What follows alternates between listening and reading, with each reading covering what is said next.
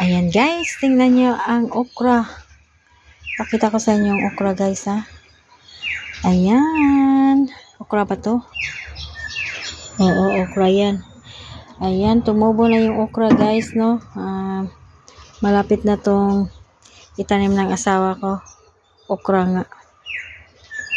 Ayan. Kasi may pangalan. Malapit na to niya itanim guys. Kasi nga mag-spring na. Next month, mag-spring na. Ayan.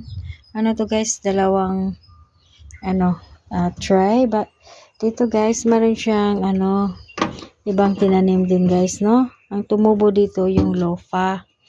Lofa, rock melon. Rock melon. Hindi tumubo yung ibang guys, lofa. Siguro hindi maganda yung seeds, no?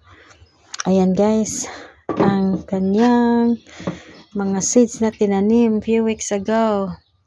Ayan po, salamat sa panonood.